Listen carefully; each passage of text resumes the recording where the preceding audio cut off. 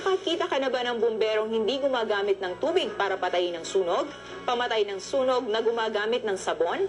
Fire truck na ambulansya pa? Only in the Philippines, ang imbensyong fire truck na Pinoy sa balita ni Zaira Fajardo. Naging bahagi na ng buhay sa bawat komunidad ang pagkakaroon ng sunog, anumang ingat ang ating gawin. Importante rito ay ang tamang paghahanda sa sakuna at epektibong pagresponde ng mga kagawad ng pamatay sunog. Kapag may ganitong klaseng trahedya, mahalaga ang unang 15 minuto ng pagresponde ng mga bumbero. Ito raw kasi ang susi para hindi na lumaki at kumalat pa ang apoy sa mga katabing bahay at establishmento mula sa pinagmulan nito. Nitong Lunes ay ipinamalas ang isang makabagong teknolohiyang Pinoy, ang modernong pamatay sunog na di na ginagamitan ng tubig. At may bonus pa, dahil ang truck ng bumbero mayroon pang ambulansya.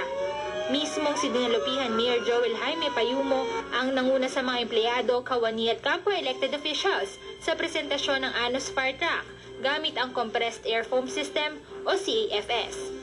Sa halip na tubig, bula ang ginamit na pamatay sunog. Bukod raw sa matipid, ang naimbentong sabon na pamatay sunog ang sinasabing mas epektibong pamatay ng apoy sa halip na tubig na siyang pangkaraniwang ginagamit ng Bureau of Fire Protection o BFP. Pwede po siya magbuga ng tubig at the same time, compressed air foam, yung tinatawag po natin caps. Kasi po pag caps ang ginamit natin kumpara sa tubig, kung kaya pong patayin ng tubig yung apoy ng sabihin natin 10 minutes po, pag caps po ginamit natin just a matter of 3 seconds, kaya natin patayin yun. Pero bukod sa high-tech na pamatay ng apoy, kakaiba ang fire truck dahil sa gitnang bahagi nito ay mayroon pang ambulansya at kagamitan para sa pagsasalba ng mga nasugatan sa sunog. May ambulance na po ito. Kompleto na po siya, may oxygen tank, may refrigerator tayo doon. So pwede na tayo makapag-opera. Kahit opera po tayo ng yung mga minor injuries lang. Kasi kailangan talaga tayo nagsisip ng buhay, kundi mismo yung fireman natin, minsan sila mismo rin-disgrasya.